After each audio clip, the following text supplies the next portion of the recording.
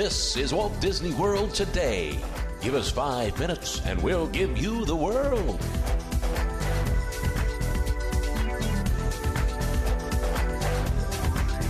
It's Wednesday, November 2nd, 2005, and this is episode number 18 for Walt Disney World Today. I'm your host, Matt Hochberg from MGMstudios.org.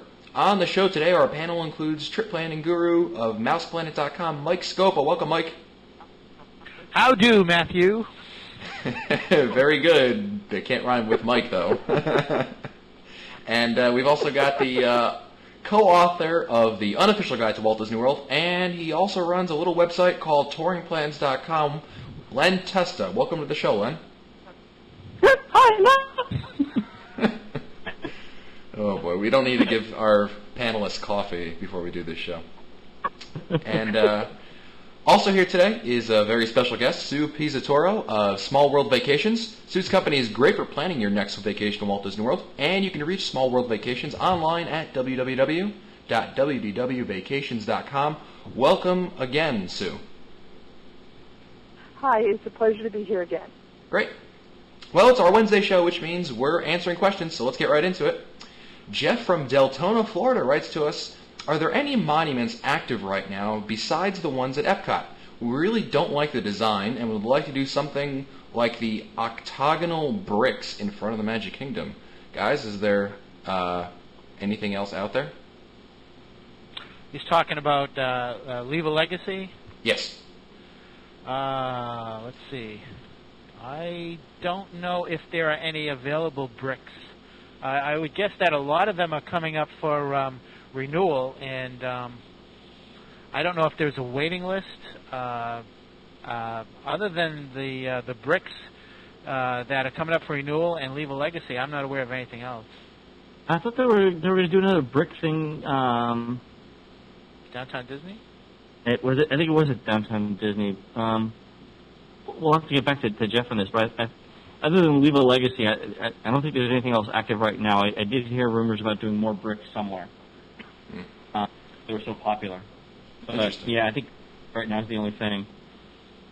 Actually, you know what? If you like, I can always find my younger sister's one.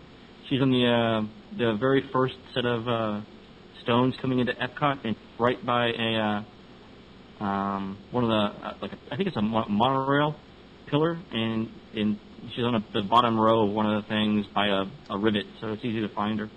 It's not bad. Great.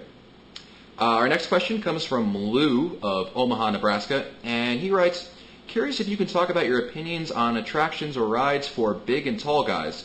The last 2 trips I've made to Walt Disney World, I've been told something different by cast members as far as some ride vehicles are better for bigger guys or not. Also, if so, which attractions are better for the bigger guys? Well, let's see. Len, go ahead. So it's tough. No, that's not true. I think Disney does a pretty decent job with this. I would say the trickier ones might be where you have like a lap belt, like Dinosaur at the Animal Kingdom, and anything where you would have to pull a handlebar or a safety restraint down over you. But even then, I mean, Disney's probably seen so many different shapes and sizes that it'd be difficult to say that something wouldn't fit. I mean, Mike, can you think of anything? I mean, what are the rides that have safety belts? Well, there's Tower of Terror, Dinosaur, Star Tours. Test Track. Test Track has them, yes. Yeah, but even then, like seatbelt extenders. Well, it's not. I think the problem wouldn't be the seatbelt necessarily, Len. I think it might be the seats are kind of separated between each other. There's a little divider there, so that might be the only issue that I could think of. So, like, getting into and out of the Test Track vehicle, pretty difficult. Dinosaur, moderately difficult. Tower of Terror wouldn't be terrible. I don't think it's difficult to get in and out of that. No, I wouldn't think so. I think really Test Track would really be a problem, I would say, if there is such a thing. Yeah, I don't think so. I'd look at the Disney's got that those booklets for each park, the Guests with Disabilities. You might want to take a look at those, because those would give you some idea from a mobility perspective of what to look at. But I think in terms of size, I mean, I'm thinking Disney's seen all kinds of people before you. It's for you to not be able to fit on a ride. I think is going to be rare. But you want to look at those rides that have belt or shoulder harnesses. Oh, like Space Mountain, actually, I think kind of tricky. Yeah, but other than that, I think you'll be fine. Well, we're not just talking big; we're talking tall too. And I can think of the Space Mountain vehicles as being somewhat of a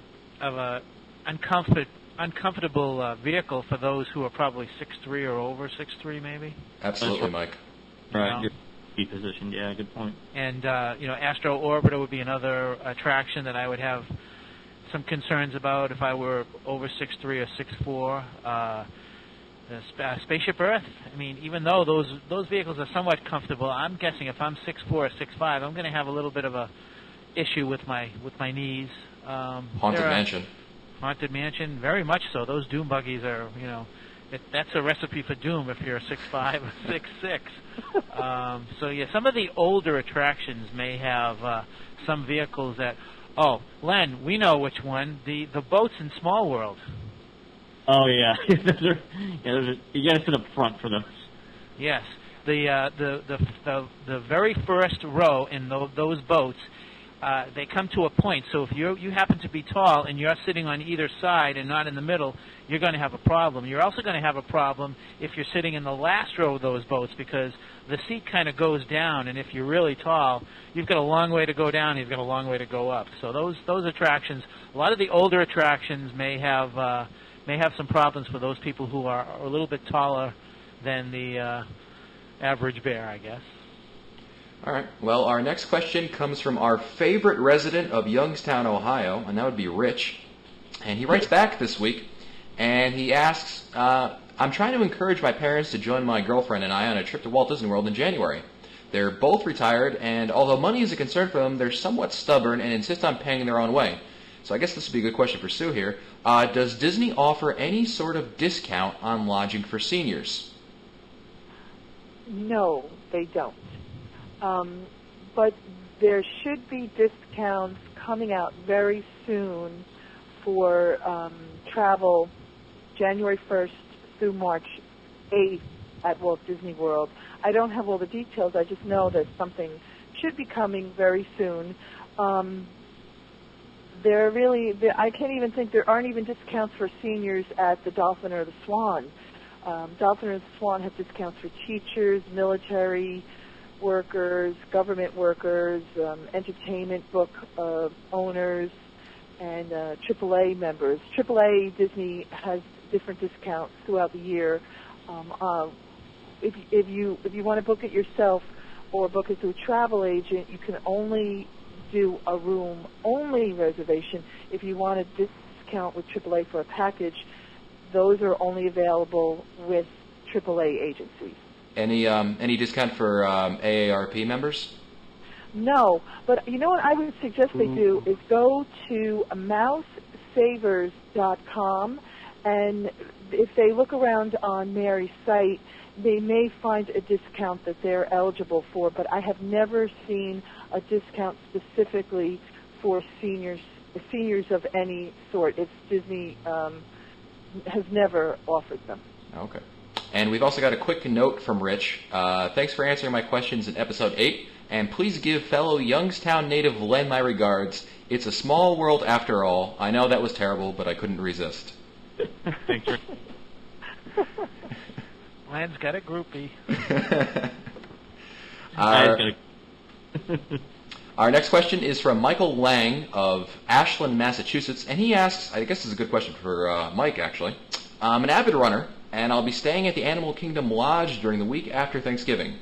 In the past, I've stayed at the Polynesian and Wilderness Lodge, which both offer some sort of running or jogging paths. Does the Animal Kingdom Lodge have anything similar? If not, is it feasible for me to run outside the resort, say down to the All-Star Resorts and back, or is that something that's frowned upon by Disney management? Good question. I have to be brutally honest. I would have never thought about running at the Animal Kingdom Lodge. I have stayed at the Animal Kingdom Lodge with my running gear, and I went out and surveyed where I could run, and other than running throughout the parking lot, I really don't see any comfort area that I would that I would recommend running. And I'm sure that you could run along the roads down to All Stars. I'm not sure if you would be picked up by Disney security or not, but it's very, very busy. I've run on those roads at 6 o'clock in the morning, and they're very, very busy.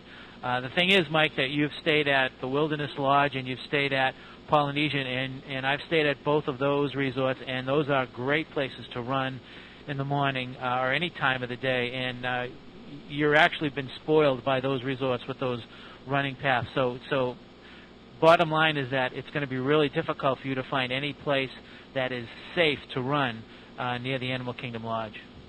It problem is coming out of there, you're making the left, and your back is to all the buses that are going to be coming up on you. Right.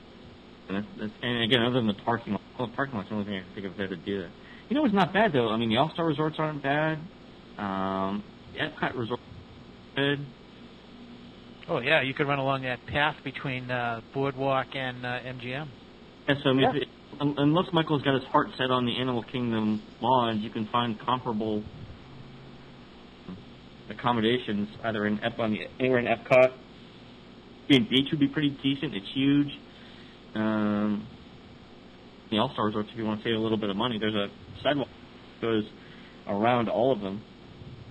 Definitely saw people running there the last time. Yep.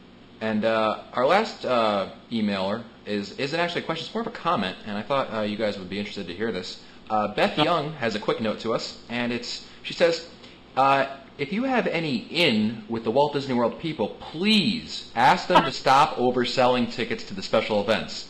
Last year, both the Halloween party and the Christmas celebration at the Magic Kingdom were so overcrowded that we vowed never to return. It's ridiculous to pay so much money over the regular ticket price and then not be able to get your stroller down the sidewalk due to the crowds. Any thoughts? Yeah. Well, I think that coming up we'll be talking about Mickey's Very Merry Christmas Party, and hopefully we'll be able to give some tips on how to maneuver and how to navigate the crowds. Yeah, I agree. I mean, I think they're overselling it. I mean, right. To Mickey's Very Merry Christmas Party last year, they waited 45 minutes for Country Bear Jamboree. I mean, it's insane. Not paid $40-some for a ticket and those crowds for that length of time. It wasn't worth it. I wouldn't go. I wouldn't go again. I wouldn't go again if Bob was paying for it. Oh, I don't know. All right. Well, that's it for us today. This has been episode number 18 of Walt Disney World Today. Be sure to visit the Walt Disney World Today website at www.wdwtoday.com for the show notes, as well as the ability to send us all your comments about this podcast. And hey, if you'd like your question answered, we always do listener questions on Wednesdays, so you can email us at questions@wdwtoday.com. Be sure to include your name and location so we can mention you on the air. And we've also, in the show notes, I'll put a link to a form in case you don't have access to email necessarily. As always, you can look for our new shows on Mondays, Wednesdays, and Fridays of every week. For Len Testa, Mike Scopa, and Sue Pizzatoro, I'm Matt Hochberg. We'll see you on Friday's show.